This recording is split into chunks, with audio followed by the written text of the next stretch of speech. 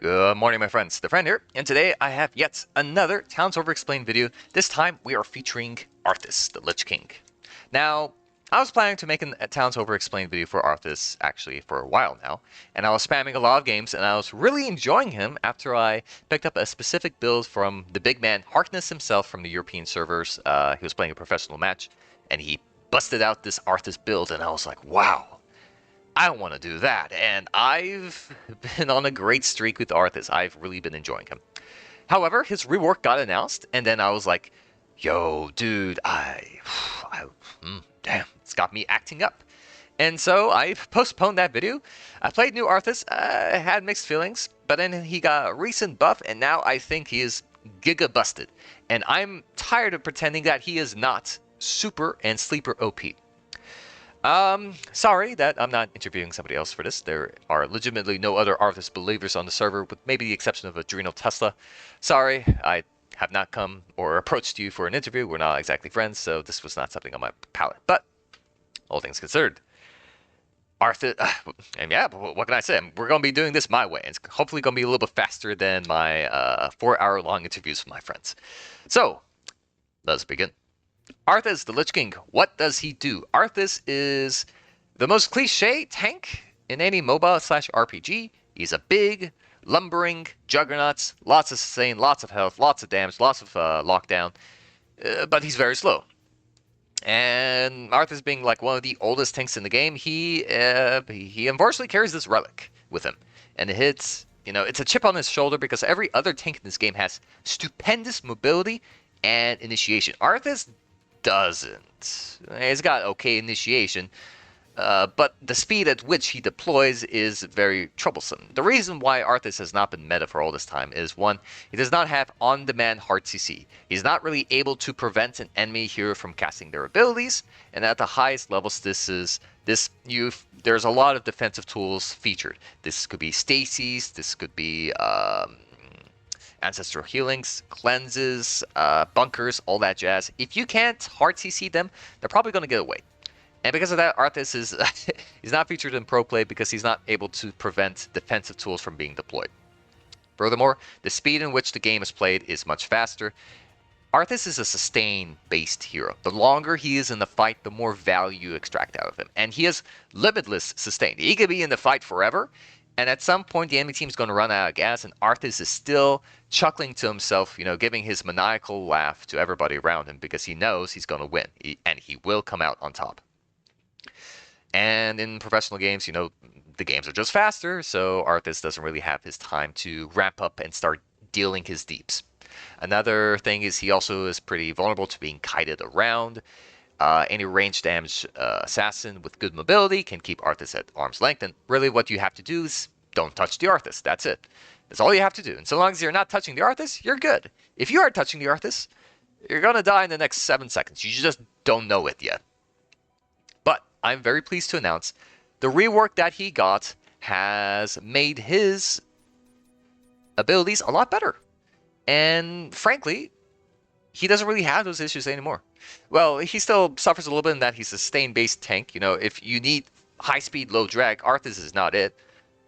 But he is a lot better into ranged assassins that kite him. He can catch them pretty easily. He's extremely good at the neutral, being in neutral form when it comes to team fighting.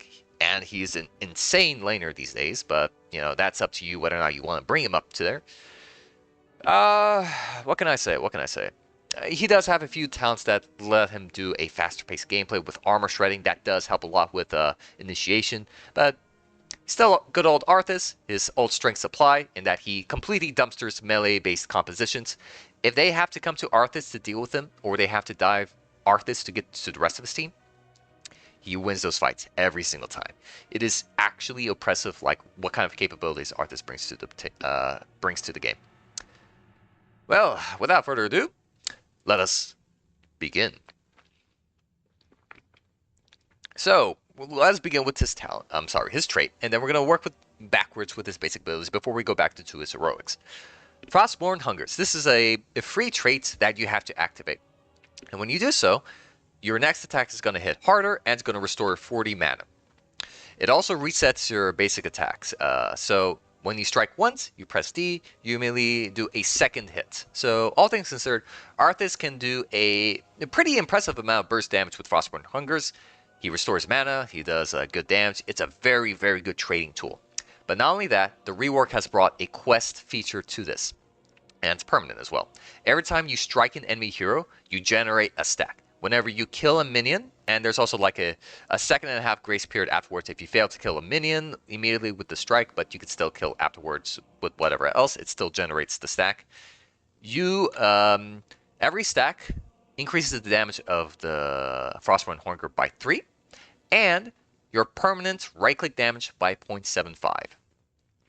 This is pretty decent. It's not the strongest mythic quest.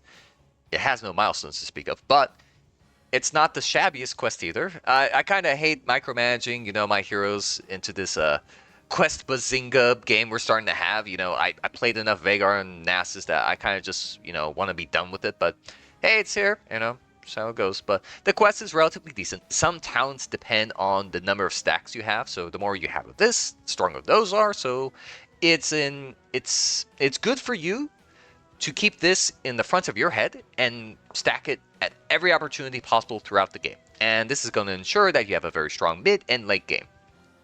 So what should you do with Frostborn Hungers? Whenever you have this ready, strike an enemy hero. Ideally, you want to use the rest of your abilities. You walk up to them, you do a quick tap, and then a D. Always in that order so that you get 2 quick attacks to maximize your damage. Sometimes you don't want to be there. You just want to be there for a stack. You quickly tap them and then run back. Sure, just press D, strike them once, go back. That's fine. Right now, you are prioritizing generating quests for the late game. You are not looking for the kill. If you're looking for the kill, you should always take advantage of the immediate basic attack. That is a very important feature. Because late game, when you start hitting for 300, doing a quick 300 strike and then converting into a Frostborn Hungers right afterwards does a lot of damage, and you really don't want to miss out on that bonus damage. In order to use this trait, really, you use it all the time off cooldown. You're not full mana, you press it. There's minions near you, last hit some of them. There's a hero next to you, always hit them with the Frostborn Hungers. Because it generates free stacks, it's free trading, it's free mana. There's no reason this should ever be on cooldown, so use it whenever possible.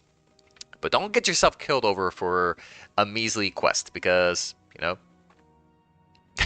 be very silly. It's not worth it. It's not like a Nazebo quest where you must do it, and you must get a certain amount by a certain time frame, and if you don't, you're useless. Or not the case. You operate perfectly fine even with a low amount of stacks, but typically, I like to hit the mid game with anywhere between like 25 and 35 stacks. And if you reach the late game, you can probably reach 50 to 60, 40 on the low ball events, but it's perfectly fine. You don't need stacks to be good on Arthas. They're just a bonus, and the bonus is quite nice when you reach it.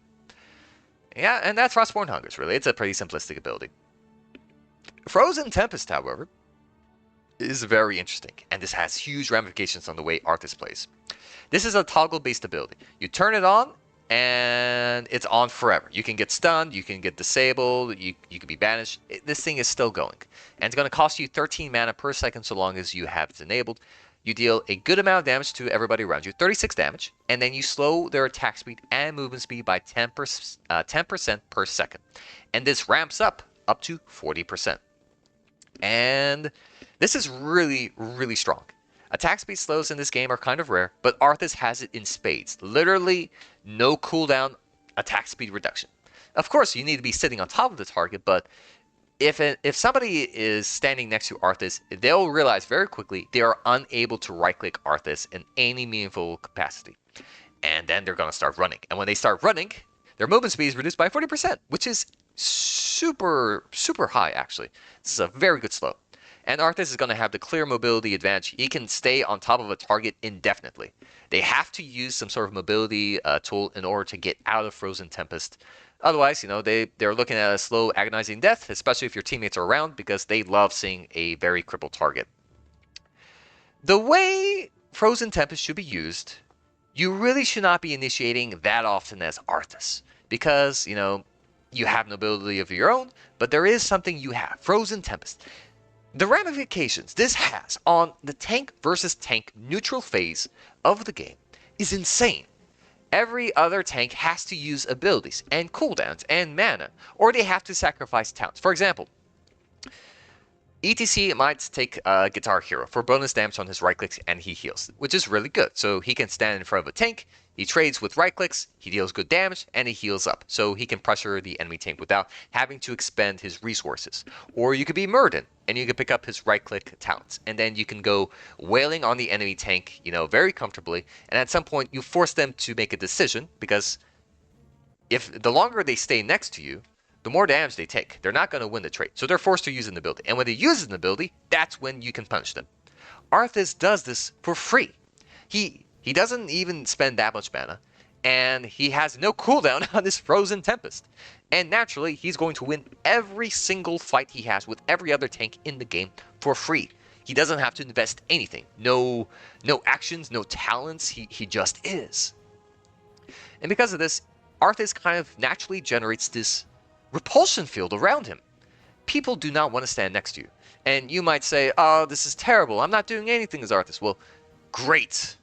And they're not touching your team either because you're acting as a brick wall in front of them. Because Frozen Tempest, it is very debilitating. If you have no movement ability ready to go and you're caught in the Frozen Tempest, you're going to die. And this is one of Arthas' great strengths. He is fantastic at counter-engaging. He doesn't need to engage with the enemy team. If your team is good at range, you don't really have to, speed things up, do you? You just wait for the enemy team to engage upon you. And when they do, the Diablo is going to charge in. He uses his only mobility tool, like a Murden or like an Anubarak. When they jump in, they have no way to get out. And that's when you stick on them as Arthas.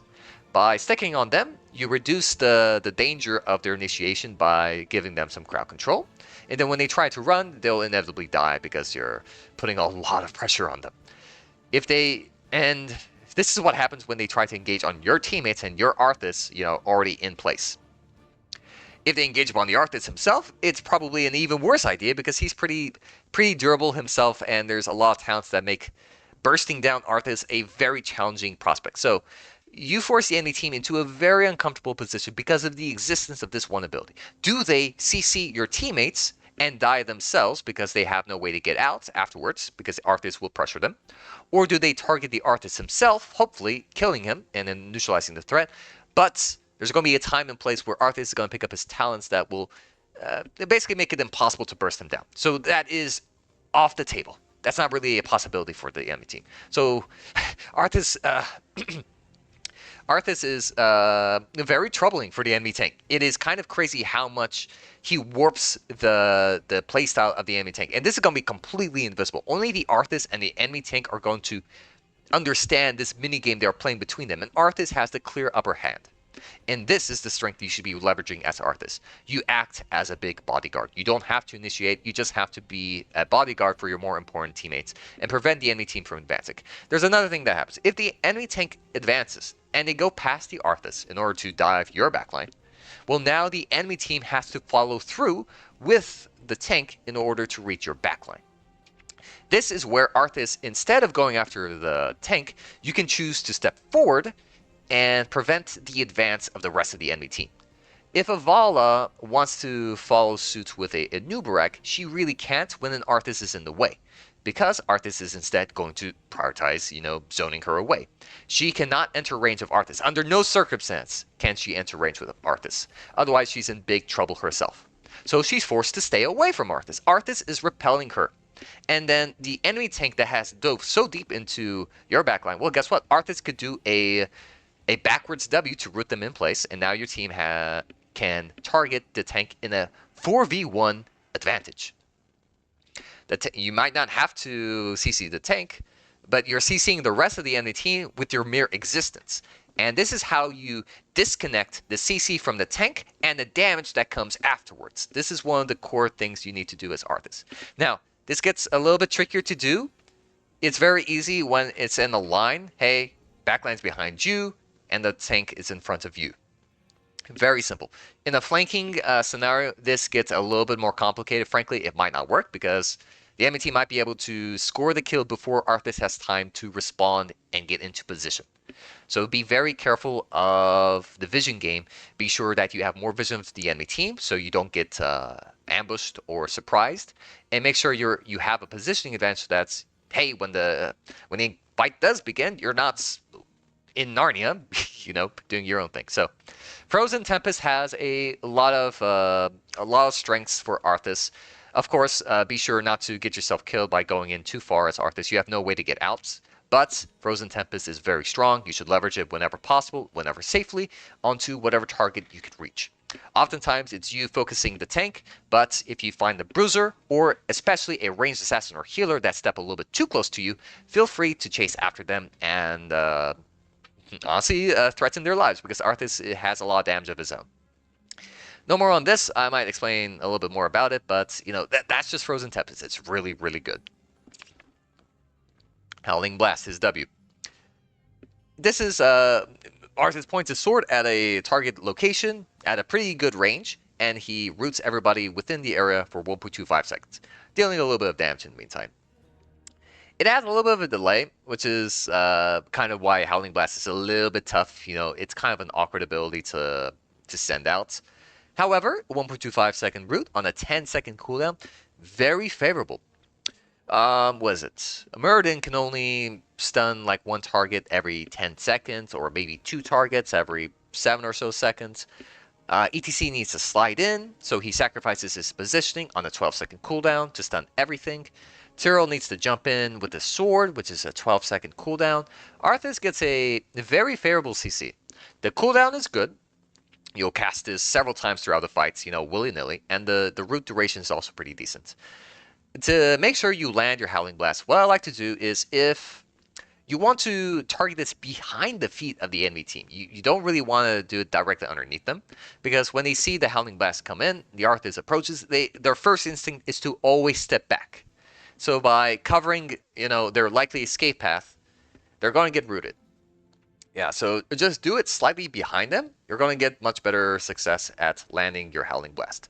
Another very, very important trick, if you can get in range, especially when you're mounted and you're able to approach the enemy team, and then you start slowing them with Frozen Tempest, you can reduce their speed down to 40%, which guarantees your Howling Blast route. So if you can cripple their speed fully, the Howling Blast that comes after should have no troubles landing at all. If the enemy has a dash, you can slow them first, and then after they dash, they're still slowed for a second and a half. There's a linger effect to the slow. And that's when you catch them with Howling Blast. So just because they have mobility doesn't mean they're going to get out of range of Arthas so easily. If you can start the fight in range of Frozen Tempest, it makes your Howling Blast substantially more effective, because you can reserve it as a, hey, you went a little bit too far for my taste, get back here. This is what you do. So it's a lot better to do E into W rather than a desperate W into an E, in my opinion. This is how you really should be playing. Furthermore, when you're ganking somebody as Arthas, they rarely step, they're not going to make a beeline to the gate or whatever. They're not going to go directly that direction. Instead, they try to do some sort of diagonal move away from you. And I love catching them, instead of aiming to the right, for example, I might aim to the bottom right because I'm coming from the top. And for some reason, it just works, because people anticipate Arthas dropping the Howling Blast in their likely path of movement. Just drop it underneath, just lead them a little bit, drop it underneath their feet. The area is big enough that it just catches them, and even though they try to do this diagonal move, you anticipated it, and you drop it. This is the only ability in the game that people try to do a diagonal move away from, and you can really catch them, because you anticipate this. Keep a close eye on how the enemy team acts, so that you can plan your Ws accordingly. If there's any CC on your team that gets put down, this is a great opportunity for you to follow up. The delay is half a second, 0.6 seconds. It's something kind of substantial, but it's pretty easy to work around. I think Arthas has a lot of ways of making sure that he lands his W, so it's not really that big of a concern. Lastly, if you cast your W at long range rather than close range, especially towards the edge of the casting range, this thing actually speeds up, so it moves faster in order to land upon your enemies. This makes it so that rooting somebody right next to you is about the same time as rooting somebody far away from you, but it makes a dramatic difference when you have a certain talent unlocked. More on that a little bit later. But yeah, Howling Blast is a pretty versatile ability. Use this to make sure somebody doesn't get away after you start slowing them with your Frozen Tempest, or you drop your Howling Blast first, and then you start approaching them with Frozen Tempest. Especially when your team is on the approach, they can. It's pretty likely for you to catch up to them with them. So yeah, Howling Blast, pretty good ability. Death Coil. 40 mana, 9-second cooldown. Deal moderate amounts of damage to a target enemy, or you can cast this on yourself to heal yourself for about 10% of your maximum health. 275 is exactly 10% of 2,750, which is what Arthas starts out with. Very forgettable ability. Death Coil is a big whatever burger. It's not all important. If you're trying to kill somebody quickly, put a Q on them so you can maximize damage. If somebody is like 1% health, maybe you can snipe them, drop the Q on them. It's pretty self-explanatory. Most of the time, you want to be self-casting this on yourself because there's no travel time, and the healing is greater than the damage, and you're also going to be taking a lot of focus fire as Arthas. This is something that you gotta get used to. Be sure to keep tapping yourself up with Death Coil. The mana cost is pretty... Honestly, there is no mana cost on this, because if you continuously spam your Frostborn Hungers, you're going to have enough mana to sustain yourself with Death Coil. So you got mana and health sustain between these two, which allows Arthas to stay on the field a little bit longer than he should. Ideally, you don't really want to be backing too often unless you want to save your fountain for the upcoming objective.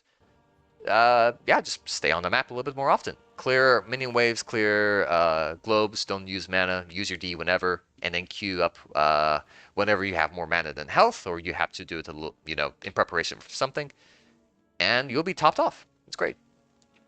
If you're offlaning as Arthas, what you could do is you could continuously spam Q onto an opponent that has no sustain, and you can really pressure them. If you're fighting somebody like a Falstad or Zagara, these heroes have no way of giving themselves health regeneration, so if you spam Death Coil on them, it's really annoying. And then you can just Frostborn Hungers. There is no mana cost associated with it. If they start to poke you, you can heal yourself. Yeah, it's a very simple ability. Not much more to say on it. Self-heal more often than you do it on the enemies, unless you're focusing them down, and you're good to go. Now for his heroics. Army of the Dead. This has been reworked pretty big. The core function of the ability is the same. However, now it uses charges. And that's actually really good, because Arthas can now deploy Army of the Dead whenever he likes, just for a quick power-up. And this gives him a lot of really good skirmishing ability. So, what happens? Arthas can store up to 6 ghouls at a time. And when you press the button, you're going to summon as many ghouls as you have charges. Each ghoul takes 18 seconds to build up a charge. And so that will take you 108 seconds for a full charge. Anyways, once you summon the ghouls, they're going to run around Arthas. They're going to hit whatever they like, but will ideally prioritize whatever Arthas is striking. They have really good amounts of health. They deal a little bit of damage. Not by much, but they're in numbers, so they're okay. But more importantly, you can sacrifice these ghouls to immediately heal Arthas for 240 health. And this effect has a 2-second cooldown between sacrifices. Army of the Dead brings forth a small army with you that's going to deal good amounts of damage. You're going to absorb skill shots for you, and you're going to be eating them up to restore your health. So whenever you have a full charge of Army of the Dead, Arthas effectively has 50% higher health than he actually has. Because, 240 health is a lot, and you're doing this times 6, which is pretty good. There's also a secondary line of text here. Whenever a nearby minion dies, you reduce the cooldown of the ability by 1 second. If you get hero takedowns, you reduce it by 6 instead. This just incentivizes you to use it more frequently, as the cooldown is shorter than what's on the tin can. You don't actually wait 108 seconds. You wait more like 70 to 80 seconds, and then you're going to have a full ultimate ready to go again. And this is great because you can choose to use Army of the Dead to give yourself good sustain. It takes you 20 mana to sacrifice a ghoul for 240 health, but that's a very, very good ratio. Take that trade whenever possible. I use Army of the Dead. Now that it has a charge cooldown, you can use it whenever, honestly. I especially like doing it when I'm diving towers, because the ghouls take priority focus from the towers, and it stops you from being armor shredded, which is a pretty dangerous thing. So Arthas can dive forts with impunity when he has his ghouls around him. They don't take much damage, and you can sacrifice them to heal yourself up. So all that damage the tower is doing on one ghoul at a time goes down the drain when you just eat them up. Even if the ghoul is at 1 health or 1000 health, it doesn't matter. You sacrifice it. It prioritizes the lowest health ghoul first, so this is convenient to you, and you eat them up for maximum health, and this is great. Arthas can dive towers like nobody else can, and his other ultimate also does that, which is pretty funny. But it's also a decent ultimate in terms of fighting. If you're locked in a 1v1 scenario and you need a little bit more gas, Army of the Dead is more than enough to, win the fights. Even if you're fighting a bruiser or another tank, it just does the job. And even if you have like less than full charges, it really doesn't matter. The cooldown is pretty short and generous, and the ghouls help a lot in the small skirmishes you might have in a 2v2 or a 3v3. So use this whenever. I pick up Army of the Dead whenever I need more health as Arthas. The sustain factor is really what's in play. Sure, they block skill shots. It's not something I'm thinking about. Hey, it's free damage absorption, so you have more health than you really do. And they deal a little bit of damage. Unfortunately, it's not much these days, but it's a little bit of damage. They help. And when you have them slow down with your E slowing and your W rooting, your ghouls actually have a little bit more, how should I say, damage projection than they really should, which is cool. Yeah, it's a decent ability. It's nothing really flashy, but it allows Arthas to operate on the field a little bit longer. It plays into his sustain-based nature, where he wants to be in the fight for as long as possible, and he shrugs off damage by giving himself death coils and sacrificing army ghouls. One thing to keep in mind, if you're being focus fired, you need to activate Army of the Dead way ahead of schedule. You need to use this sooner than you think, because when you first cast the ability, your sacrifice is going to be on a 2-second cooldown, and you need to hopefully not die within those 2 seconds before you get your first heal off. And then, once you get your first heal off, it's easier to get the second, and the third, and the fourth, and so on and so forth. So, if you're being focus fired, use up Army of the Dead way ahead of time. Besides, this thing lasts forever. Like, it's a 20-second duration. There's no reason for you to be waiting last second to activate it. So use it sooner than you like, so you can start healing sooner, which hopefully prevents you from being bursted down. So keep that in mind. That's all I got to say. Let's talk about Sindragosa. Summon Sindragosa.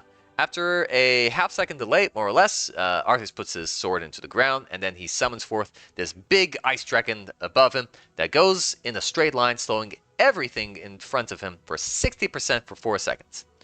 One of the best slows in the game, Sindragosa is wonderful.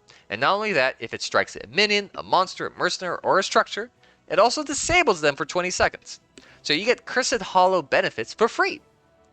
Well, not for free, it's an ultimate, but you get this on a hero, every 100 seconds. And that is very strong.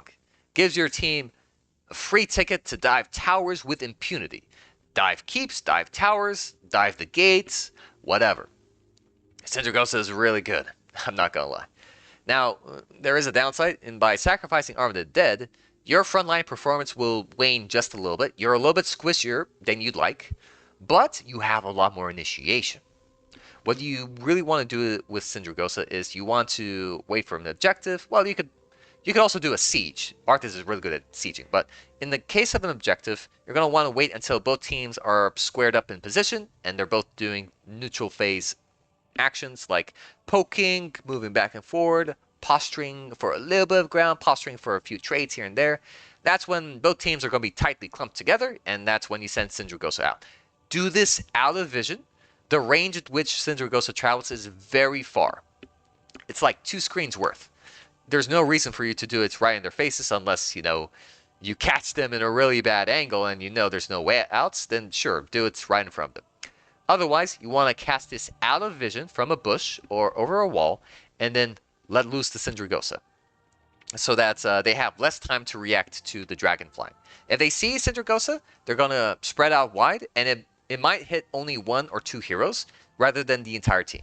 If you hit the whole enemy team, you cripple their movement speed, and they all start trying to run, and your team has a huge movement speed advantage. They walk after them, and they kill them. They pick them off pretty easily because the 60% slow is really hard to fight under. Plus, it deals good damage as well. So yeah, Sindragosa is a wonderful pickup when you need initiation, especially against a team with a lot of range and kiting, which is very annoying for Arthas to deal with. Well, summon for Sindragosa, so that you slow them down so heavily it's easy for you to catch up. Plus, the 60% slow really works well in guaranteeing a Howling Blast, so if you see the enemy team clumping up, great. If the slow is about to expire, that's when you toss out the root for, a free hit. So yeah, Sindragosa is wonderful. I like this ultimate a lot, though I don't pick it up very often. A lot of times I prioritize Army of the Dead. If I'm very insecure about my team's capabilities of initiation, like nobody on the team has strong initiation tools, then Summon Sindragosa is a great way of fixing that problem. If the enemy team has too much range, or they're very vulnerable to being dove upon, Sindragosa is also wonderful because it pries open that weakness really, really hard, and then you can punch them hard. So yeah, those are Arthas' abilities. It's time to go underneath his talents. Level 1, Frost Present. This is by far his best level 1 talent. Back in the day, this used to be a pretty good option. If there was nothing threatening you, I liked picking up Frost Presence. But after the rework, this thing is the bee's knees. You want to be picking this up in almost every game because it just does everything you want as Arthas. Firstly, the area of effect of your Howling Blast gets increased by 20%. It may not seem like by much, but it's actually a pretty big deal. And you start hitting roots that you have no rights or reasons to land to begin with. It just helps you land these invisible roots for some reason. You think they're out of range, but they're actually in range. I score more hits than I'm willing to admit with this bonus area, so we're already off to a good start. Next, this is a quest-based talent. Whenever you root an enemy hero with your W, you stack progress. Goes up to 15 for a milestone and up to 30 to cap off with something a little extra. So you want to be spending your early game trying to fish for as many W's as you can. Just trade with the enemy heroes with your E, then toss a W to guarantee it, or just do it at range safely, off cooldown, so you can generate as many stacks as possible because you want to hit the 15 mark as soon as you can. When you do, you increase the range of your W by 20%. Wonderful. Now you have a root that's as far as your sight range. And it's crazy too, because if Arthas can see somebody, he can theoretically root them, which is very, very good for setting up combos for your team, especially for mages, because they really like the fact that Arthas can safely produce a CC out of thin air at a staggering range, and you can influence the fight wherever you'd like. And the second important thing, the fact is the root will now strike all enemies within its path. Before, you have to hit enemies within the circle. No more, no less. Even if the icicle is crossed by an enemy hero, it doesn't matter. If they're not in the circle, they don't get hit. But with Frost Presence, you do hit them when you get the 15 hero mark here, which is really good. This used to be, I think you needed 20 stacks before you started doing the trailblazing routes, but you get this at 15 now. Plus, you get the range boost as well, which is really good. So, yeah. This, it may not seem like much, it's pretty cool, but is it really that good? It is that good. The fact that you hit enemies within the line rather than just the circle is huge, because now you strike them twice. In the most recent Arthas buff, the janitor decided, you know what? If it crosses through and roots them, it also strikes them. And this is big, because you deal damage to them, and by striking them, you generate another stack for the quest. So if you drop your W behind somebody, just barely behind their feet, you strike them once with the trail, and you strike them twice with the circle, which doubles your quest generation, which accelerates you from 15 to 30 even faster. And that's great. So you get a little bit of bonus progress there. That's great. Another thing, by striking an enemy before you hit them, on average, this is going to increase your root duration by maybe 0.1 seconds. It's not by much, but it's a big deal, because you strike them once on approach, and then it lands behind them. It resets the timer back down to 1.25 seconds. So effectively, you got more radii, so it's easier to hit enemies. You got more range, so you can always hit them if you want to, way further than what your teammates can reasonably follow up on. So be sure to crowd control your enemies when your team is in range. It's nice to slow them down so your teammates can get in range, but before you land the roots, make sure they're ready to go so they can land their hard-hitting abilities. This is one tip I have to give you. Where was I? Yes, and the fact that you hit them in a line is great because Arthas can do something really sneaky. When you have somebody locked down with your E, you don't really need to root them because they're not going anywhere anytime soon, right? So what you could do is you can choose to go around the target and then press your W in a line towards some other target. This way, you automatically root the guy directly in front of you. It's almost impossible to dodge it because the cast time is short, but the travel speed of the root is bad. So by striking somebody with the icicles, it's a near instant root. It's much faster than to just drop the W right in front of you. And remember, by casting like further than 8 or 9 range, you get bonus speed on your root, which means it comes out even faster, which all but guarantees your root coming out right away. So if you're in melee range to somebody, you should never root their feet. Instead, you should be rooting far behind them, because what happens if they try to dash away? Well, you've covered their likely, trajectory. So even if they dash away, they probably get hit by the icicles or the area. And if they don't dash soon enough, well, guess what? You still rooted them with the icicles. So great. This fundamentally changes how you aim your W dramatically, and for the better. It's crazy. It makes your root a substantially better ability in all aspects. It lasts longer, it's got more range, it's got a faster travel speed, and it hits more heroes on average. You can root somebody in front of you and then choose to go way deep, and then you root maybe 3 to 4 heroes behind them, because they're not clumping together, but they might be in a long line behind them. If you see such an opportunity, always use your Frost Presence Icicles. Make sure you aim behind the enemy, far behind the enemy, not beneath their feet like what you would usually do, but this time when you have the upgrade, just let it rip through the whole enemy team. And it's going to be very devastating. And oh man, I haven't even talked about the 30 milestone. After you root 30 heroes, Death Coil now slows enemy heroes hit by 50%. Remember your Q, which was a kind of a useless ability, all things considered? Well, now it slows somebody by 50%.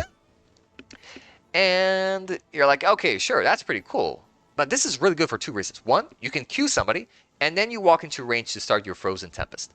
One downside of your E is that it takes time to charge up. If you get in range, the first slow is only 10%. That is not enough to lock somebody down. They might be able to get away regardless.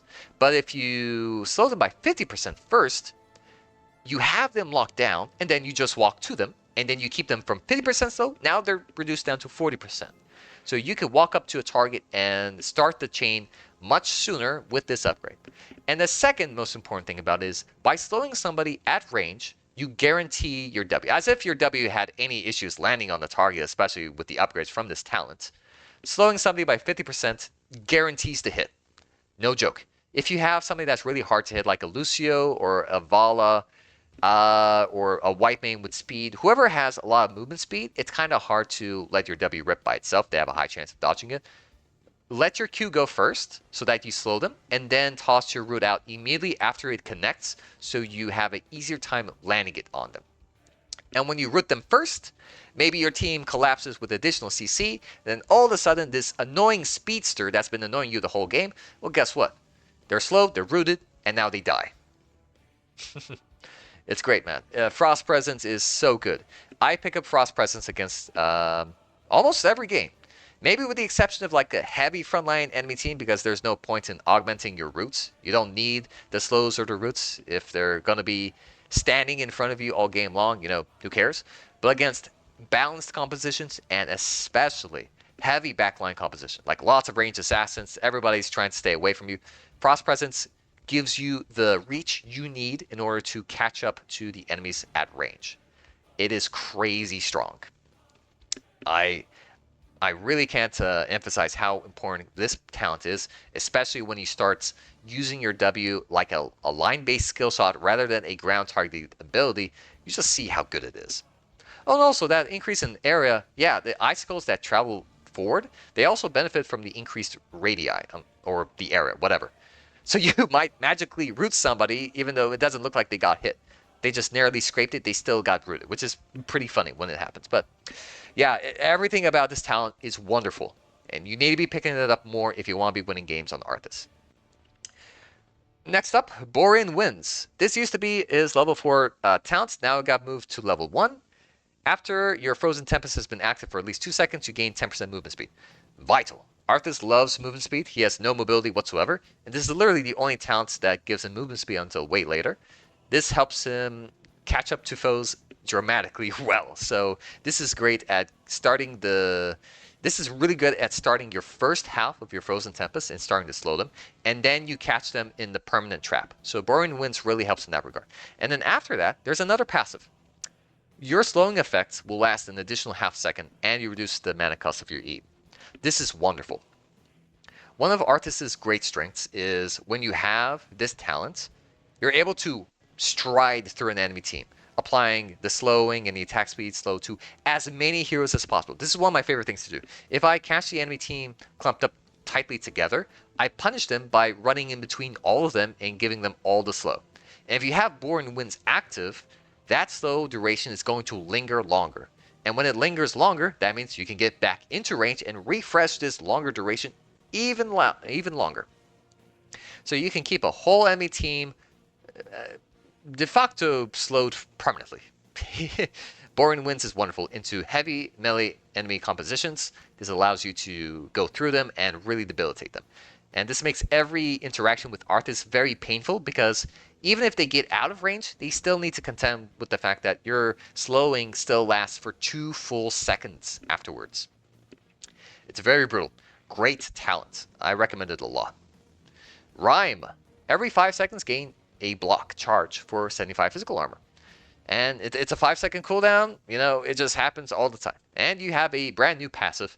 So long as you are slowed, rooted, or stunned, you will be healing 24 health a second, which is pretty nice. I don't pick up Rhyme very often these days. This used to be my go-to before his rework, because frankly, you didn't really need his other level 1 talents. Nowadays, Frost Presence, super OP. You really should be picking this up so that you have more impact on the game. Arthas struggles a little bit with not being able to do much, but when you pick up Frost Presence, you have a lot of playmaking ability, and you actually get to do your job as a tank in catching enemies and punching them. Borean Winds does the same thing, but into melee compositions better. So when you have Rhyme, this is just a strictly defensive tool, which is great for Arthas. You know, Arthas likes stacking survivability and making himself invulnerable. And the armor is great. Rhyme is one of the best block talents in the game. And you got bonus health regeneration on top of that. I only pick up Rhyme against heroes that really wants like hard-hitting right clicks. Like say Vala, Imperius, Ragnarok's blistering attacks, especially Hanzo. These heroes depend on their right clicks a lot for their damage, and they're very slow at attacking. Even if it's a frequent attacker like Butcher, I don't really feel the need for Rhyme because I'd rather pick up Borean Winds and use my Frozen Tempest 40% attack speed slow to slow them down more than using the Rhyme. Because your block charges are going to run out. And then you don't have a lot more going. But then again, you know, Rhyme is great. Hey, you save yourself on average like 300 health at level 1. You're saving yourself like 700 health in the late game. If you block a super hard-hitting attack that would have done 600, wonderful. You're super value. So it does effectively increase your maximum health by maybe 10 to 30%. Watch out for anybody that has really fast attack speed, that is interested in attacking Arthas, like Tracer or Diva. These heroes are going to shred off the block charges, and you really don't have a level 1. So do not pick up Rhyme for those instances, and be sure to pick up your other talents. But still, if the enemy team literally has no way of removing your charges, Rhyme can be a backbreaker. And plus that bonus health regeneration just fits into his sustained period in sustained like based playstyle. Hey, I'm in the front line. I really don't care what you're doing to me. Just try to stop me. Yeah. But all things considered, Frost Presence in balanced and heavy backline compositions. Borean Winds when there's a lot of frontline. and you need like additional tools to catch up to the enemy team, Boring Winds is pretty good. But Frost Presence does better at catching up if you need it at range. If you need just a little nudge to get a little bit closer, Boring Winds. And then Rhyme in the rare game. Like, I love Rhyme, but it's been overshadowed hard. I much prefer the additional crowd control you get out of these other talents. Because Arthas, he's got enough survivability. You can make him invulnerable, but I think you've got enough. And it's better to control the game around you so that, you can impact the enemy team. Just my 2 cents. Level 4. Shattered Armor. Enemies hit by your roots will have their armor shredded by 15. A free Tyrande trait on everything you hit. Could be a single target, could be multiple targets. And if you pick up Frost Presence, this also applies to everything that gets hit by the path. So, yeah, this is absolutely wonderful. If you pick up Frost Presence, you should always pick up Shattered Armor. This used to be a level 13 talent, and I did like it a lot at that tier. The fact that you get this at level 4 so early in the game makes a big deal, and this gives Arthas a lot of lethality.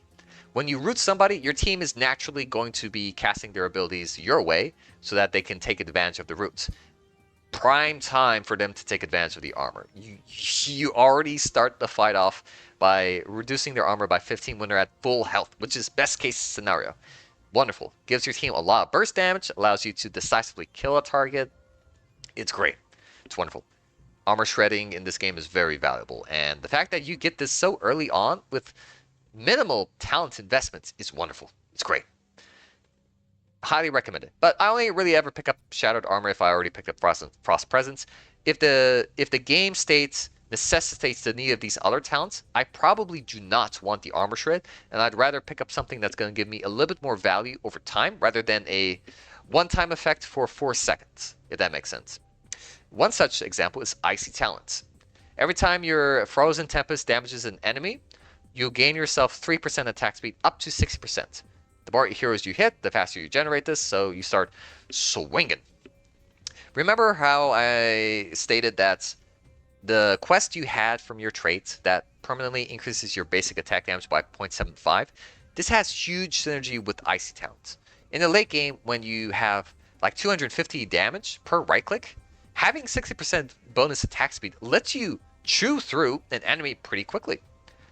It's pretty good in offlane scenarios as well. It gives you Arthas is already winning those fights 1v1, but Icy Talents gives you the damage you need to actually finish somebody off. So it's really good in that regard.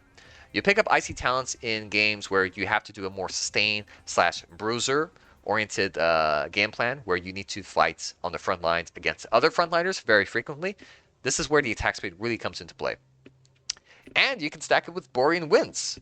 These two are now... These used to be on the same talent tier, more or less, and now you can get both of them for double the value, which is great. So that's pretty cool. Frost Strike.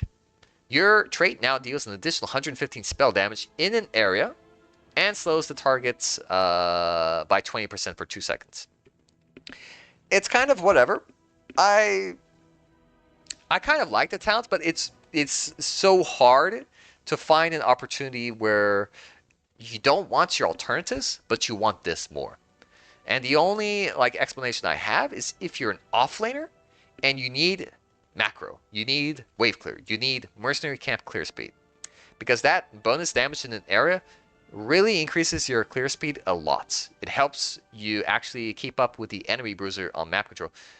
You probably won't, because Arthas is pitifully slow compared to a proper bruiser, but it gives you a fighting chance at controlling the map.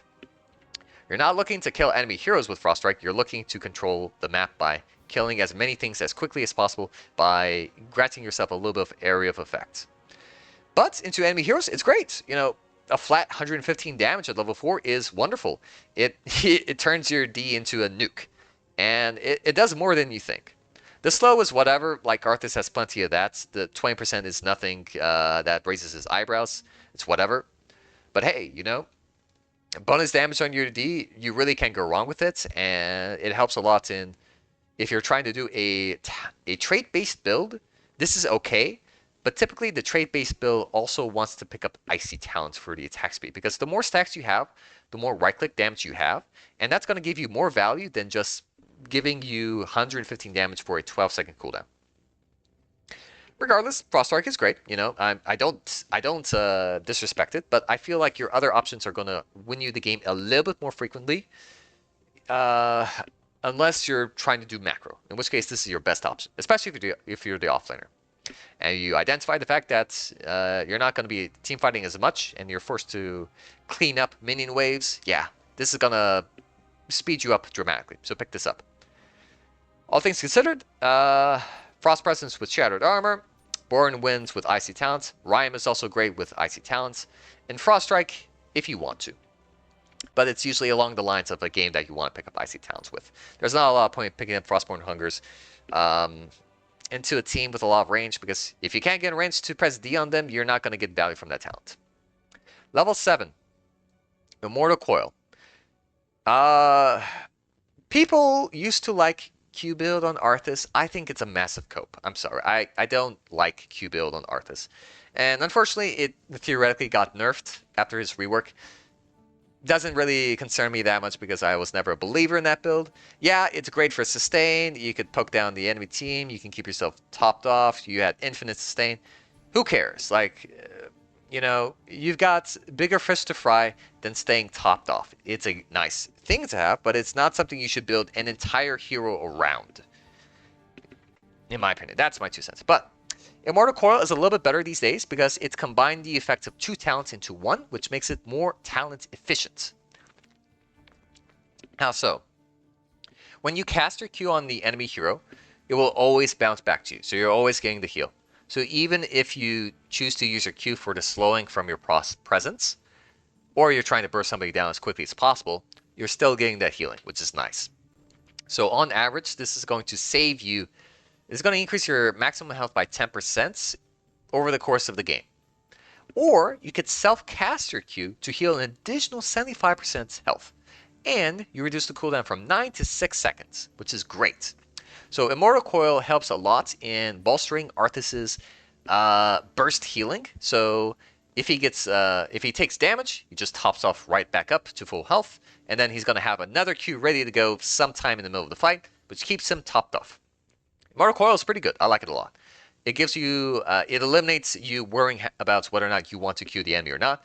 Again, your natural game plan is to always Q yourself because it's the healing is more than the damage, and as a tank, that's pretty important. But when you want to slow somebody desperately with your Q, the fact that you get this for free is wonderful. It's great.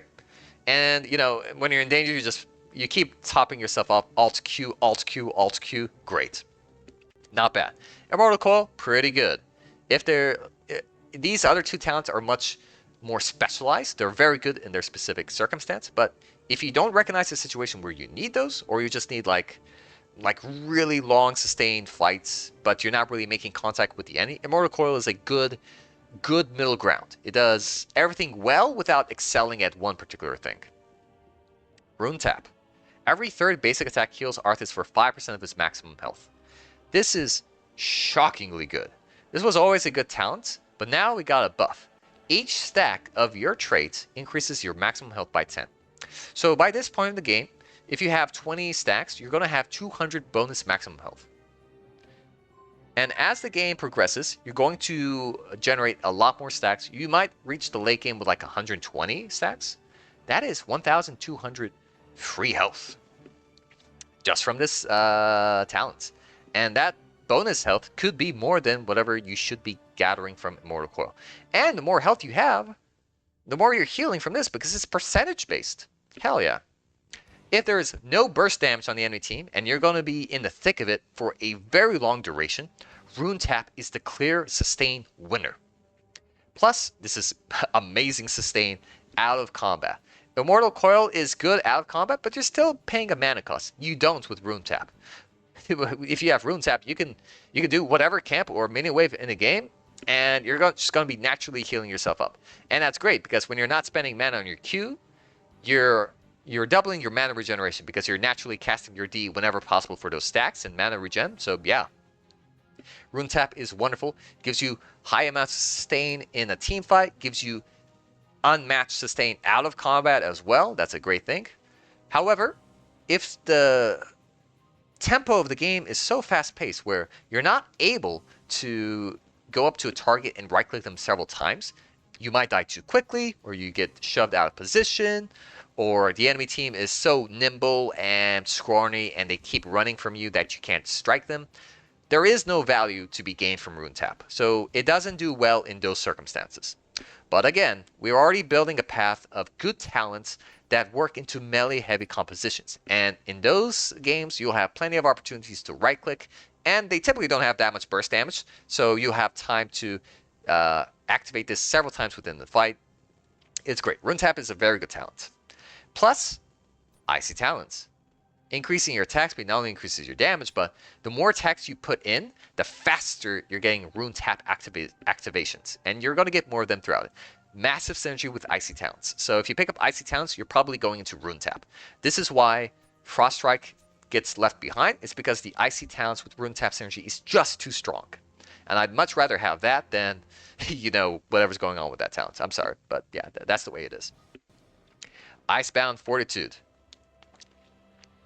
A lot of players use this incorrectly, or they look at a game state and they do not pick it up for some reason, even though it's clearly the go-to. This got a buff recently. When you activate it, you remove slows and slows and roots right away. So if you get rooted for 3 seconds and you're too late to press your 1, doesn't matter. You got it off of you. Great. And then you can be free once again. And this is wonderful. Besides that, you gain 25 armor. Great. Arthas likes armor because he has high health and a lot of sustain. So whenever he heals himself, like if you have like 5,000 health and you heal yourself for another 2,000, that 25 armor is going to go a long way. And for the 3-second duration you have this buff active, you will reduce the duration of stuns, roots, and slows on you. Outstanding. Arthas is very weak to getting stunned, slowed, rooted, all these jazz. Whatever inhibits his mobility, he struggles a lot against that. But Icebound Fortitude flips this formula on its head. Now you've got this tenacity and you're almost immune to CC. And people don't really realize it. It's not as obvious as a Johanna Unstoppable, where they intentionally hold their abilities. They're still going to try to cast their CC on you, but it's going to go off of you like nothing. They use their resources, they use their abilities, they use their ultimates, and you're still standing strong. You really couldn't care. And this is one of Arthas' great strengths. Icebound Fortitude can force the enemy team into wasting their resources onto you. And then your team doesn't have to worry about that anymore. Are you fighting Kel'Thuzad? Are you fighting Anduin especially? I don't know, maybe a Deckard? There's a lot of instances where you're going to get slowed and rooted, and they're very annoying. You can just activate this to remove them. So you're in no danger to ever activate it when you don't have to. But if you figure, oh, I'm in the bad spot, the enemy team is quickly approaching me, let me just free myself. You can do it. But ideally, you want to activate this before the CC goes your way, as reducing the duration by 75% is crazy. Like, it's going to wear off of you before you can even react. So it's better to activate this ahead of time. There is no need to wait. It's a 3-second duration. It's very obvious when you start to initiate, the enemy team is obviously going to try to use their abilities on you to stop you. Just use Icebound Fortitude as you're walking up, or you anticipate like a slow wind-up. Anduin Light Bomb is a very common example where, hey, you see it clearly coming. You've got all the time in the world to press 1 and deny the stun that comes from Light Bomb. It's also really good into Mal'Ganis these days. If he tries to do his bad thing, just be sure to press Icebound Fortitude, and you will dramatically reduce the duration of the stun or sleep, one of the two, and then you can root the Mal'Ganis afterwards to stop him in his tracks so he doesn't demolish the rest of your team. So Arthas does have a favorable matchup into Mal'Ganis. Not by much, but I think he's slightly edging out in that case, but yeah. Oh, and last thing. Every time you strike enemies with your W, you also reduce the cooldown by 2.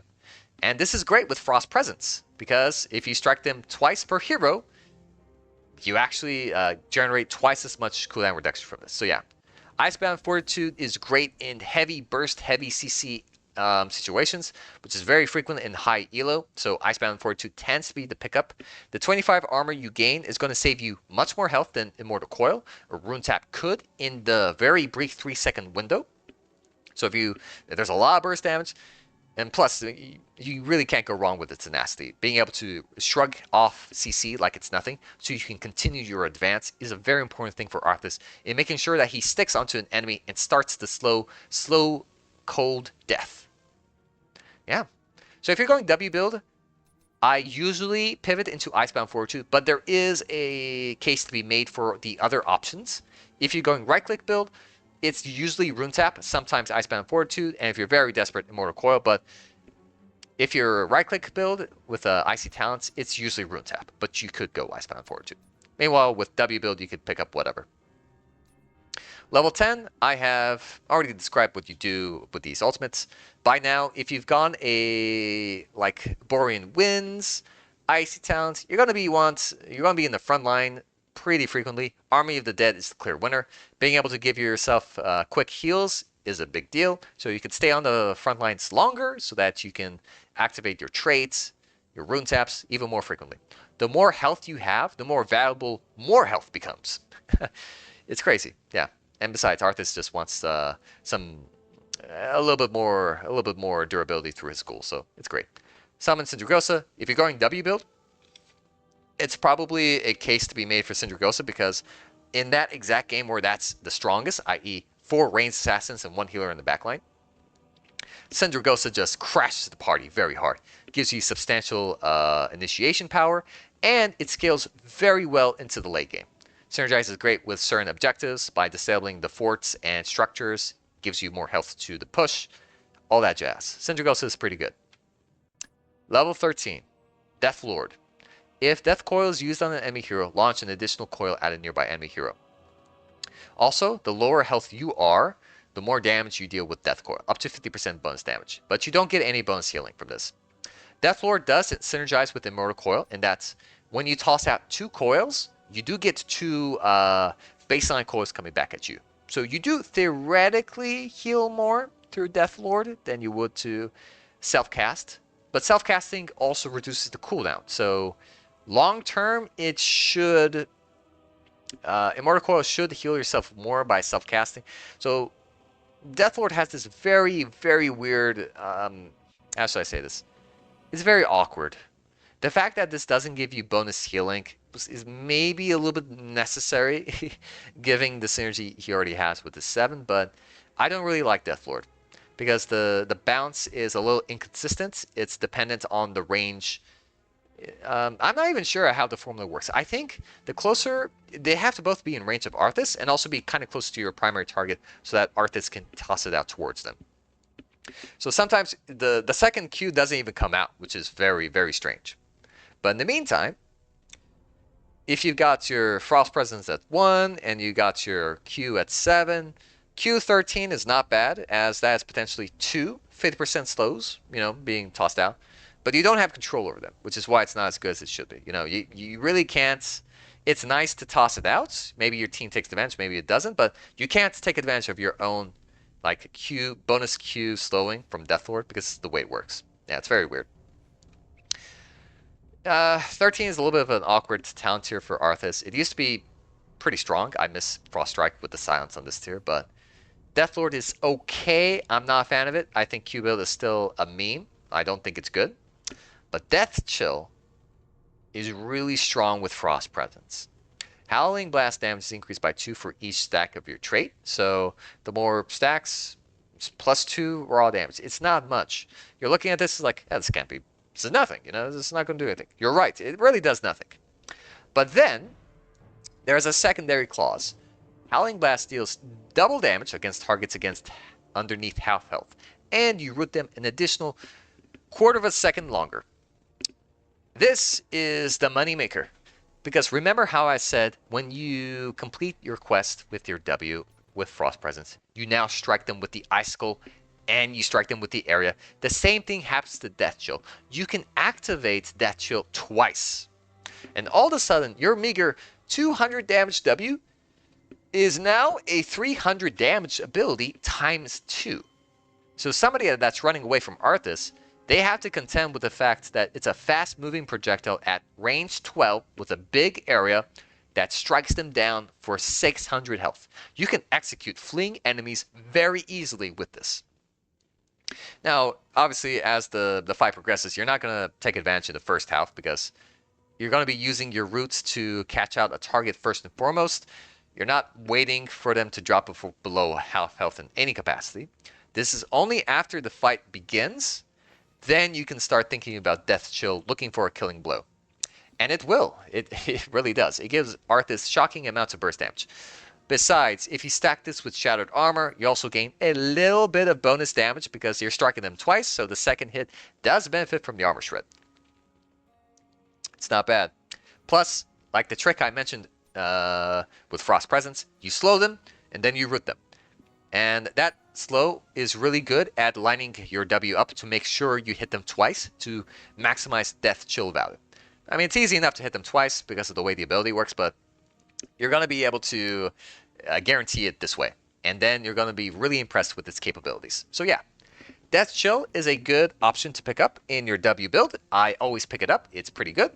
And sometimes when you do like a trait-oriented melee build, sometimes you do pick up Death Chill, even if you don't have Frost Presence, because, hey, you're benefiting from your traits. So make it work. Yeah. And not only that, your roots already last 1.25 seconds. It's usually 1.35 seconds because of the icicle stacking on top of a second hit. So you got that going for you. And this is a potential bonus quarter-second duration. So you got a reliable roots that's, roots people for 1.6 seconds. And this is the strength of Arthas. He just gets a little bit stronger. And you increase his numbers just a little bit. And you realize this guy is busted OP when his numbers are right. Yeah, he doesn't have, he suffers from some structural deficiencies. But when you make his numbers good, he makes it work. And this is what happened to Tyrell, by the way. His utility was incredible, but he lacked the numbers. Now he's got numbers, and he's A tier, low S tier hero. Arthas could approach that, because he's got fundamental CC, and his numbers just get better over time. That chill is good because it does that. But if you don't have Frost Presence, honestly, it's not a good talent, so you might go into Biting Cold. Each second that you damage an enemy hero, each time you damage an enemy, they start to take bonus damage from your E. So the longer they're stuck with you, the more damage they take. Most tanks have this AoE burn at level 13. This is Arthas' version of it. Hey, you already got it at baseline, so we're just going to increase the damage so it becomes comparable. This does very decent damage. Because if you're dealing 36 damage, that is a bonus 27, which makes you about 70 damage per second at level 1, and then it scales up, obviously, so mid-game, 100 damage per second, that's very good. Muradin is quite similar in terms of damage, but he also heals from it, which is why it's really good, but the damage is very noticeable. I'm still not really a big fan of Biting Cold. If I picked up W1, I always go Death Chill. The synergy goes to the moon and back. But there is a case to be made if you're doing a melee-oriented Arthas into a heavy front line. Damaging multiple enemies at once with Biting Cold is pretty nice. Gives you good value.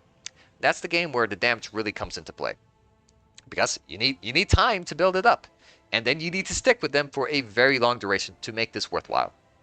But hey, it's not bad. It's just it's a number boost. What can you say? It's a little bit better than before, but, it's whatever. Level 16. Remorseless Winter. Enemy heroes that remain within your E for 2.5 seconds are then rooted for 1.25 seconds. When you root them, you also heal for 3% of your maximum health, and the rooting effect has an 8-second cooldown, which is pretty generous. Remorseless Winter is crazy good. Basically, as you're sticking to a target, you're just going to give them an additional root. And then if you want to, hey, since they're standing still, it's a free W on them right after. So you can do a extremely nasty 2.8 second long root on whoever it is you want. This could be the entire team because everybody around you is going to suffer the root. Very, very strong. When you approach a fight and you start off with an E, they engage into your team, this is the ideal Arthas situation, but being able to root them for free when you reach the 25% slow mark, and then after that they come unfrozen, they'll be 40% slowed, and then you get to choose if you want to root after them after they try to escape. This is great because this solves your issue of, hey, I'm in range, I start slowing them, but then they might dash out. Well, you don't have to even make that decision. You just keep slowing them, the root comes free from this, And then when Vala vaults away, you catch her when she's 40% slowed with your W. There really is no escape to Arthas when you pick up this talent. And it works crazily well with Borean Rinds because so long as you have them slowed, this Remorseless Winter timer pauses, and then you can return to them to apply it. So even if they get out of your range, you can still return to them with your level 1 talents, and then what do you know, you still catch them. Plus, this bolsters your durability by giving you yet another source of healing. Arthas likes those. And the cooldown is really generous. I'm not going to lie. It's been a minute since I've had this trigger twice on the same target because this usually spells certain doom for somebody, but that 8-second cooldown is nothing to scoff at. It works so well with what Arthas is already planning to do. It gives you a lot of free CC. It's wonderful. Remorseless Winter is amazing. It's just, if I had the luxury of picking this up whenever I could, I would do so in a heartbeat. However, I typically don't because the nature of the game kind of forces me into anti-magic shell, but more on that in just a minute. But if there's no threat to Arthas, like you're waltzing through the enemy team and they really can't deal with you, or you're pretty safe, there's no risk of you dying because it's correlated to CC in which your Icebound Fortitude is giving you protection for, then you don't really need the other one. And that's when Remorseless Winter is extra good. There's no threat to you. You can walk through a heavy melee enemy team. This completely shuts down any plan they had at engaging upon you because that brick wall where you slowed them down, well, yeah, you stopped them. You actually just stopped them. It's amazing. Words can't describe how good this is. It's borderline S tier. However, more of that in just a minute. In the meantime, though, let's talk about Frostborn Feeds and what this does for the trait build. This reduces the cooldown of your trait by half, and furthermore, Arthas heals for 75% of the damage dealt by your traits from that point on. What's cool about it is your attack and traits combine into one, and then the lifesteal property applies to both instances at once. So you actually heal a little more than what you think. Oh, you're dealing 300? No, you're actually doing 450, and then you're healing 375 off of that, which is pretty cool. If the tempo of the game is so unbelievably slow and damage output healing is more important, say you're in a heavy bruiser game, this is where those kinds of stats matter and not so much the CC. Frostborn Feeds accelerates your game plan when it comes to your trait. Hey, you picked up Frost Strike or you picked up Icy Talents and Rune Tap. You get more stacks because when you have the cooldown, you're going to be generating twice the amount of stacks you would in this time frame. And that's very good because it's in this short sprint between 16 and 20. You really need as many as you can so that you can cap it off with the final Death Pact. But Frostborn Feeds is pretty fun, I'm not going to lie. But it really demands that Arthas has been completely unanswered. You're frolicking across the enemy team like a wild animal, and they can't stop you. If they can't do any of that, then Frostborn Feeds just makes you a monstrosity. You become a very dangerous hero running about because you got lots of damage. You've got unsurmountable amounts of healing. You can duel anybody you want when you pick up this talent. It's pretty fun. But I don't think it's very good because sometimes fights end sooner than 6 seconds. And the healing, although nice, it's just a burst of healing. No different than just self-tapping a Q or eating up a few ghouls, and this is something Arthas is already doing. Instead, you might be prioritizing the fact that you need the CC from Remorseless Winter to successfully lock down enemies, or you need the survivability of Anti-Magic Shell. But if you're going right-click build in melee form, you're probably pivoting into Frostborn Feeds, but there's a great case to be made for Remorseless Winter and Anti-Magic Shell. You're not married to the other talents, but it does turn you into a behemoth. It's fun.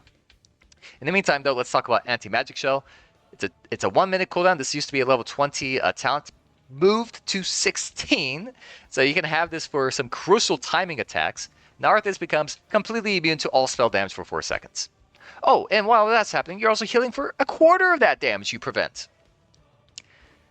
As much as I like Remorseless Winter, the fact that this exists on the tier just pulls me into it. This is one of the most broken things in the entire game. Why? Because it stops percentage health damage, which almost always is featured as spell damage, since you're completely immune to spell damage, you don't take percentage damage. That's a Malthael ulting you, doesn't matter. That's a Greymane bullet, doesn't matter. You're getting hit by Tychus, you turn on Shell and he does nothing to you. It's incredible. And of course, you know, how about all that flat, raw, magical damage coming your way? The Kel'Thuzad thinks he's hot stuff. Well, you hit this, he's nothing. Jaina Ice Veins, it's nothing. Li Ming combo coming your way, let me soak that up. Free healing, baby. And this is hilarious, too, because if people will think they can dive upon the Arthas, well, if you successfully land the Icebound Fortitude, you're not going to get CC chained. And at any point you so desire, you activate Anti-Magic Shell. And then you suffer nothing. In fact, Mal'Ganis can try ulting you, you don't really care. you got this bad boy on you, too. And you're going to be healing up for a quarter of whatever it is you prevent. So if you take 3,000 damage, you stop the 3,000 damage from going through, and then you're healed for 750 on top of that. A 4,000 health swing with the press of a button is crazy. This prevents you from getting bursted down. Like, obviously, take a look at the enemy lineup. There's always going to be some magical damage involved, and if there's heavy amounts of magic damage, this is the obvious choice. But if there's little bits of magic damage, but there's lots of right-clickers, those right-clickers tend to have percentage-based damage, and that's when this becomes interesting again.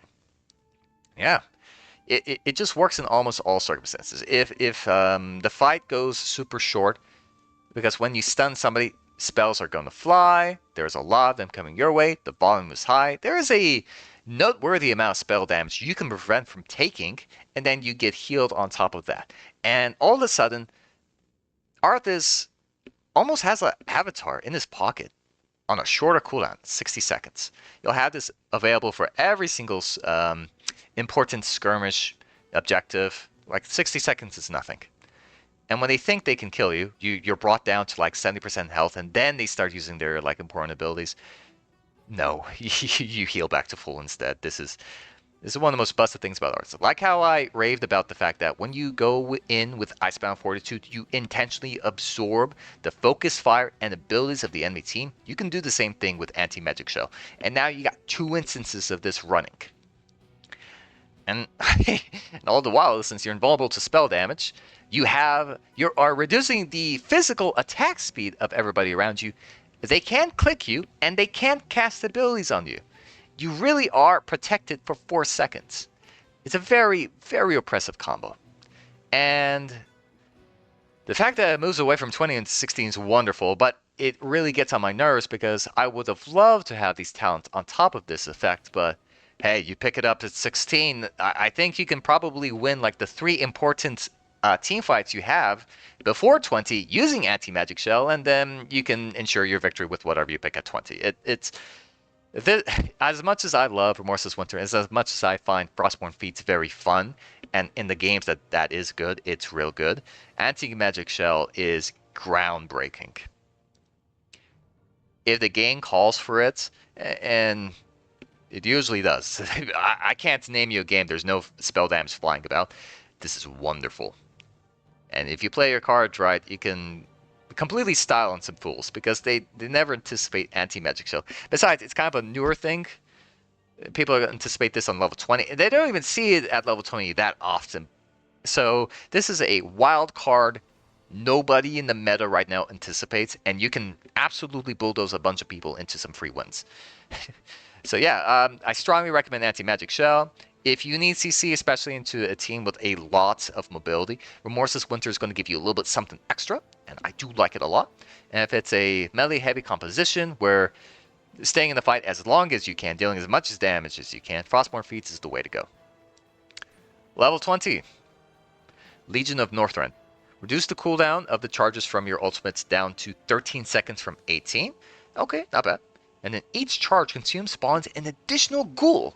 Oh, hell yeah. Suddenly you got 12 ghouls running about. That's cool, right? No. Legion of Northrend is a massive trap. It's actually trash tier. And I'm so sad to say this, too. Like, it's cool, but you can't sacrifice the bonus ghouls you make. If you can't sacrifice them, then what good are they for? Nothing, really. 6 is more than enough to tower dive anything you want, so saturating the battlefield with more ghouls isn't doing you any favors. Sometimes you have so many ghouls they can't even attack the same target properly, like the AI bugs out on itself. And lastly, the ghouls do not follow Arthas. Maybe this was done to not overwhelm Arthas. Maybe it's really wonky having 12 ghouls follow a Arthas all the time, so they chose not to go down that route. But these ghouls are going to naturally gravitate towards a nearby lane rather than following Arthas. So if you're fighting over an objective, which you probably will be at level 20, and you cast your ultimate, there's a large chance that your ghouls will just exit the battlefield. And you can't even sacrifice them, to make use of them. So yeah. If you're knee deep on the enemy and then you let it rip, sure, okay, you're fine. But there's a lot of instances where you need to activate the Army of the Dead beforehand so that you can have the sacrifice off of cooldown. Because sometimes if you activate the ultimates in the middle of the fight, it might be too late and you might not be able to heal in time before you die. So ideally, you kind of want to cast it ahead of schedule. With Legion of Northrend, it really doesn't allow you to do that. I like the fact that I like its effects, but I think the old rendition of Legion of Northrend was way better. The one that spawned you +3 ghouls, +50% sacrifice healing, +50% damage, +5 duration. All of those made this a very decent upgrade, and it allows you to fluctuate the power to exactly how much you need as the Arthas. You can keep the ghouls around for big damage because they actually do a lot with the upgrade, and then you healed whenever you had to, but you weren't so forced into it because the healing was high.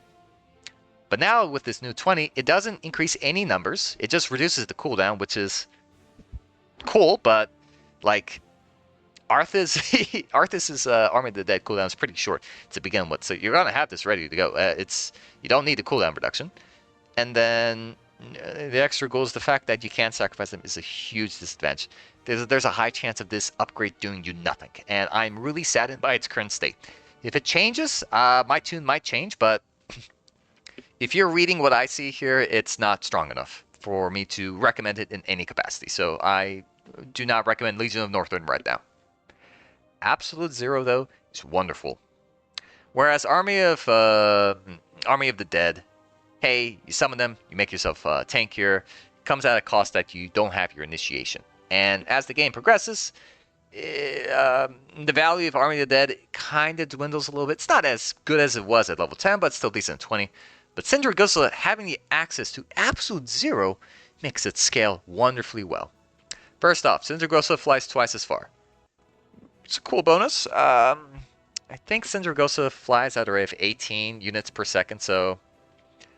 And you have the range of 76. So wherever Falstad can fly, you can send out Sindragosa. It should arrive about the same time and about the same distance. So if you need a reference point, that's kind of how it works. The extra range is... it's excessive. It's already one of the longest ranged abilities in the game. Doubling it is not really going to accomplish you anything that you weren't previously doing. If you cast it too far, I mean, you're not close enough to take advantage of your own ultimate. You want to be moderately close that you can collapse onto the enemy team with the dragon.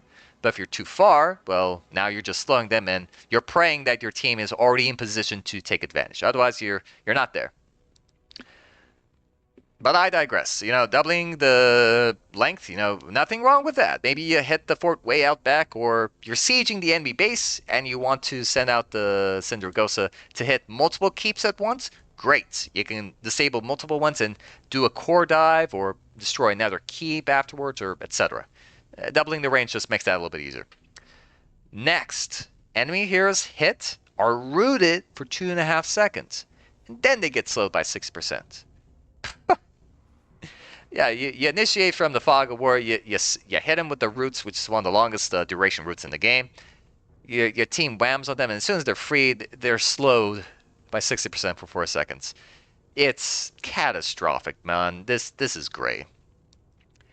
It's like a Rexar ultimate, but 3 times as good. I'm sorry, Rexar. Sindragosa is the GOAT. But yeah. Also, that roots makes it it guarantees the fact that you can toss out your own roots, extend it on a Genji that thought, he might be able to dash away. Well, not so fast. take another route before before you're set free from my cage, and yeah, go from there. It's a simple effect. I can't really describe it any further than that, but it's absolutely wonderful. And it also makes it much easier for you to follow up. Even if you cast it at a slightly longer range, the fact that you root them makes it easier for you to get in, to follow up because the slow comes after. Watch out for AoE cleanses. Sindragosa, I forgot to mention this, but Sindragosa is weak to stuff like Brightwing Cleanse or Malfurion Cleanse because those can affect multiple targets at once. If you cleanse off the root, you also cleanse off the slow. So that's a 2-in-1 whammy here. So be mindful of that. But if there is no Tyrael Sanctification or none of that jazz that can protect the enemy team, this is your ticket at destroying those pesky backliners that have been trying to stay away from you this whole game. Yeah. Great tool. Yeah. Death Pact. Instantly double the stacks of Frostborn Hungers, but no longer gain stacks from hitting heroes or killing minions. Before, your trait is kind of okay. Getting a good rate of your trait quest is decent, helps you a lot. But what's the point? But at level 20, at this point, if you've been very good with your progress so far, and then you choose to double it, you turn into a beast, man. Like, you hit very hard. Your trait starts to deal 1,000 damage. Yeah, it's great. The cool part about Death Pact is you don't need to pick this up right away. If you hit level 20 and there's no fight occurring anytime soon, you can choose to just stick around, hit some minions with Frostborn Feeds, maybe score another 10, and that means when you enter the fight, you pick this up, you're immediately powered up. And now you got 20 more stacks than what you would have if you intentionally wait. So the fact that you no longer gain additional stacks from heroes or minions, it doesn't really matter because you could choose to postpone this until you need it, and then you're in business. And then after this, every takedown you score grants you an additional 2 stacks. So it's on track for basically producing the same amount of stacks that you would have gone, throughout the fights. So yeah, Death Pact is wonderful. This has obvious synergy with Death Chill and Frost Presence. Doubling those up, big damage from range. Frostborn Feeds is especially the big kicker. And as well as Icy Talents. With Frostborn Feeds, having the cooldown means you take advantage of your Death Pact's damage twice as often, which is the real kicker. And then you heal for 75% of the chunk you just put down on them. If you pick up, if you're thinking of Death Pact, you probably want to pick up Frostborn Feeds. So there's a lot of retroactivity going on with Arthas. You need to plan ahead, specific talents, and then if you're picking, if you need a specific talent in the future, then you probably need to orient your current build to accommodate that, and then transition. It takes a little bit of getting used to. When I first started playing Arthas after the rework, his new talents felt very disorienting because I didn't really have a clear direction. But it all cleared up once I started seeing the synergies between all of them in different aspects. Death Pact is just one of those. Oh, and also by doubling the stacks, you're doubling the amount of bonus right clicks, and then you combo that with Icy Talents. You combo that with Runetap's passive 10 health per stack. Oh lord, yeah. So yeah, it turns Arthas into a 7,500 health tank, just beating onto everybody. Once again, you become the clear apex predator of the melee matchup because of this. Path of Frost.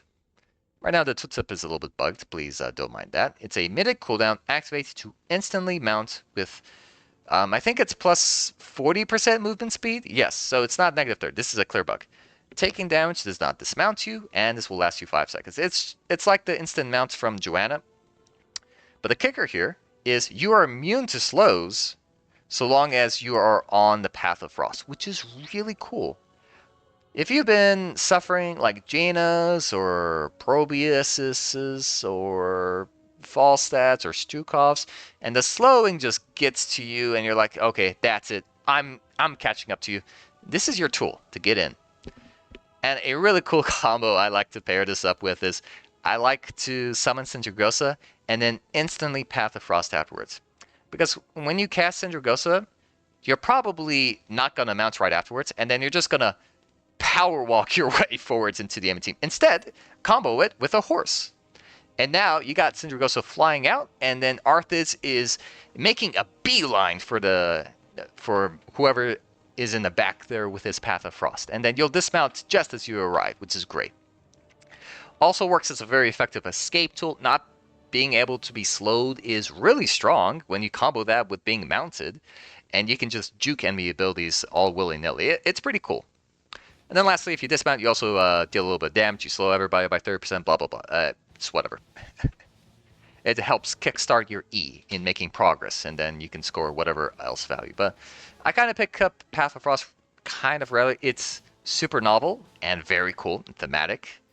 Arthas sometimes needs that burst of speed to catch up with with somebody, and I can totally respect that. However, you have so many tools at catching up with people. You got Frost Presence, that should be doing the job for you. You got Sindragosa, and if you got Sindragosa, you probably want to move into Absolute Zero, because this also helps you with your initiation problem you might be facing that's incentivizing you to go down the Path of Frost to begin with. If you pick up Army of the Dead, well, you don't have access to Absolute Zero, but you're probably moving into a Death Pact-oriented gameplay, though, so yeah. Tough. It's very fun. It's very funny. I do respect it a lot. And I do think it has real potential. So I keep it on my radar, but the real value is the fact that you ignore slows. So if there's something really bothering you, this could be a great counterplay to it. But remember, Icebound Fortitude, you can cleanse the slow or you reduce its duration drastically, so it's not an issue. So, yeah, it's kind of tough. It's kind of tough. It's not bad, though. I like Path of Frost. It's kind of cool, having your Dragonfly and then you're riding in with Invisilisk underneath you. It's one of the most aura-type moments ever. You just yell out, Sindragosa, let loose your wrath! I mean, and then you're flying in with, the Headless Horseman here. Like, it is hype. Aura farming to the max. This is why we pick Arthas. But yeah, pick it up if you find it's necessary. Otherwise, pick up your Absolute Zero or your Death Pact. You'd be perfectly fine with those. So, to summarize, Arthas has a bunch of interesting talents, and they all synergize with one another in very interesting ways. You have a lot of talent flexibility. Yeah, Arthas used to have like maybe 3 to 4 talent builds, but they were pretty linear, and it was very rare for you to flex. Now, Arthas has a few builds, and he can flex at every tier, basically, more or less. You need to look at the game state, because Arthas has a lot of tools already, and he can adequately deal with a lot of things. You need to be thinking, okay, what is my current problem, and how do I solve it? With what talent am I going to pick to solve this problem? And how big of a problem is it? If it's a small problem, you don't really need to worry about it. Maybe the side effects of another talent might solve that problem. For example, well, if you're fighting Kel'Thuzad, well, maybe you don't pick up Icebound Fortitude, and maybe instead you're thinking about Anti-Magic Shell in the future. So that way you can choose to delegate into a different level 7 to better counter the other heroes. So there's ways to min-max the exact amount of output you need out of his talent build. And it's really rewarding. It's really fulfilling. And I'm proud to announce Arthas has become super enjoyable. It's interesting. He has a very strange way of influencing the game, and I like it. And I don't think he's no longer niche. I think he's generically good with a very strong niche that he fulfills if the gameplay permits it. But he's also really good into like heavy range comps because of Sindragosa and Frost Presence. So now he fulfills 2 really good spots. So yeah. Okay, talent builds. What do I recommend? Hold on 1 second here. So my primary build, what I really like to do, I pick Frost Presence, and then I always pick up Shattered Armor afterwards. Level 7, you have a little bit more flexibility. If I go W1 at level 1, I don't pick up Rune Tap very often. So I tend to go Immortal Coil. This is good if I need generic healing, but I'm not really committing to a heavy engagement where there's a lot of CC. Or there is no CC to begin with. And if that's not the case, you don't need Icebound Fortitude. Grab the generic healing of Immortal Coil. It's going to increase your overall survivability. And if there is CC, especially very predictable defensive type stunning, slows, roots, Icebound Fortitude is the way to go. It allows you to stay on target. It allows you to get away pretty easily. Very formidable. Very nice. Sometimes I pick up Rune Tap in anticipation of the fact that I want to go Death Pact, because this build does quite well with Death Chill, so having bonus stacks is quite good. Rune Tap wouldn't be the worst thing in the universe, but I hate picking this up if I don't have Icy Tap. So this is a rare pick, but it could be possible. Icebound Fortitude, Immortal Coil. Level 10 is your flex choice. Both options are great. Pick what you need. Since this build is better at catching out ranged assassins, you can pick up Army of the Dead to shore up your frontline defenses. So even if there's a frontline that you're interacting with, you still don't fear them because you got plenty of healing. Or you can go to Syndragosa to give you additional initiation team-wide. So you're picking off people with your W and Q, and you can also take out the enemy team with Syndragosa. So both options, very good. Level 13, I tend to pick up Death Chill. If I pick up W1, I almost always flex into Death Chill. It's not a very strong talent, honestly, but the fact that you get to land it twice with your W1 is what makes this good. And that's why. I don't like Deathlord, and I don't like Biting Cold either, so for a W-oriented build, you definitely want Death Chill. Play around it, it'll be good. Level 16 is a flex pick. All three are viable, though I tend to go on the path of Remorseless Winter. Slowing somebody with your Q by 50%, gaining a range, starting to slow them, leads into a root, and then if you want, you press your W afterwards if they try to escape. It is a inescapable combo. It is really oppressive, and if I have a safe game where I don't need spell immunity, I love picking up Remorseless Winter. So feel free to pick this up. Also, if you're interacting a lot with the enemy frontline, like there's a lot of frontline, this is also a great option because you are naturally going to activate this without having to try. And your team can benefit a lot off of that. Plus, frontliners don't tend to have that much spell damage. It's mostly physical damage, so Anti-Magic Shell, not the most useful into like a Bruiser heavy comp. But still, you might find a lot of use out of it because Bruisers have percentage HP damage and you become immune to that. So how do you stop a big health target? Percentage HP damage. But you can't do it. Okay, how about we burst them? Oh, we can't do that. Well, how about we right-click them to death? Oh, you can't do that. I can reduce your attack speed. It's wonderful. So yeah, anti-magic shell a lot of times because this build, catching people out and then reducing their armor, getting up to them, hopefully taking them out. Within those 4 seconds, you'll be able to be fully immune to spell damage. This really helps you picking off enemies without any fear of retaliation. You just walk up, you don't care about anything in the world because you're the king, baby. Frostborn feats, kind of rare. I don't like it with this build. I reserve it for a different build. And at level 20, I'm a big fan of picking up Absolute Zero with this build. And Path of Frost if I go Syndragosa, but I need even more initiation somehow. Death Pact if it's been a pretty decent game, and I don't feel the initiation power of Syndragosa is necessary. Like, the fight goes hard, and then I need more stats to make up. As for my second build, I like to go Boring Winds or Rhyme. It depends which either or. This is a more anti-melee enemy team composition type ordeal. Borean Winds feels great if there's no need for the survivability of Rhyme. I feel like Borean Winds is the clear winner. Icy Talons. If I'm offlaning, I could consider Frost Strike. If I'm still frontlining, I go Icy Talons. Rune Tap, almost always. Army of the Dead, almost always in this type of build because you don't need to slow the enemy team if they're going to be sitting still, right-clicking you at melee range, right? So, level 13. Now, since you don't have W1, Death Chill is kind of bad. So, Biting Cold tends to be the preferred pick, but I'm not a very big fan of it because raw damage is raw damage. I'm not so interested in it. 16, you have very interesting choices. All 3 are very viable, though this build tends to go into Frostborn Feet a little bit more. If you want to go Frostborn Feet into Death Pacts, I'm a little bit more lenient towards moving into Death Chill. I think that'll be a decent option. If not, Remorseless Winter, wonderful pickup here. Anti-Magic Shield, wonderful pickup here. Whatever you like on 16. And then 20, it's almost always Death Pact. Because you have no access to Absolute Zero, you tend to go Army of the Dead. You don't have that available, and I feel like Path of Frost is hilarious. Technically, this build lacks engage. You don't have Frost presence, so this is a way of getting into the backline, but You made this choice at level 1. You decided that, hey, I'm going to be interacting with the enemy frontline. I don't care about the backline. You probably don't need Path of Frost. So Death Pact, just do it, get strong, be happy. There's a third variant running around where to go Frost Presence, Shattered Armor, Immortal Coil, Deathlord, whatever ultimate you want, whatever 16 you want as well, and then go from there. But I severely dislike this build. I don't think it's strong at all. I think build 1 or build 2 are a lot better. So, yeah.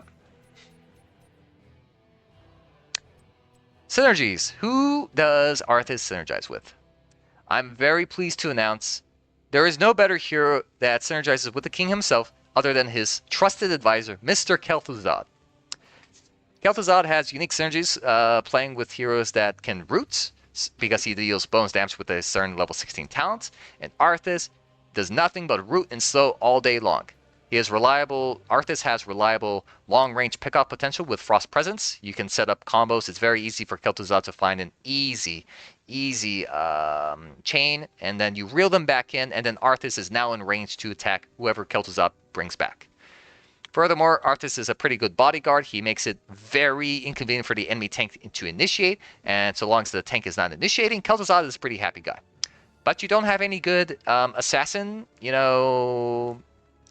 control, which is one of his chief weaknesses, so be careful of that. Regardless, Arthas works amazingly well with Kel'Thuzad. I do recommend it. And by extension, I think Arthas works wonderfully well with every other mage in the game, especially sustain, summoner, and AoE-based mages. Nazeebo, Azmodan, Gul'dan, Tassadar, all of these heroes work very well with Arthas because he's a slow hero and he takes a long time to die. And the longer he stays in the fights, the more time they have to deploy their damage and their effects. They're bulky as well, so they don't die as easily to assassins. It just works well with Arthas. And you can even make the case that Arthas works great with combo and burst damage mages. Jaina, Kael'thas, Orphea, who else? Chromie. They all love seeing a Arthas dropping a 15 armor shred on a long-range target that they root for a second and a quarter. Like, that is wonderful. Mwah, kiss. Arthas works great with all mages. But please do keep an open eye out for any DPSers like Raynor, especially Greymane. Great combo there. They like Arthas because he provides continuous slowing, and they have executioner type talents, which increases their damage after hitting a slow target. So they do like him. And frankly, everybody likes Arthas. He's a very simple hero to play with. He just stays in place, he slows, he roots in a pretty telegraphed manner, so it's easy to follow up, and people do well. What Arthas doesn't like playing with, in my opinion, is probably a heavy melee comp. Like, if everybody on the team is melee, this is really troublesome for Arthas. Arthas likes standing alone in the front line, or he likes having one buddy. But having more than that, he doesn't like it. Because he lacks range, and he relies upon his team in order to make up the range difference, so that when he roots somebody from afar, there's somebody that can actually capitalize on that fact. If everybody's melee, like if you have Uther with your team, it's really awkward, for example. So I don't really like him for that matter. But yeah, aside from that,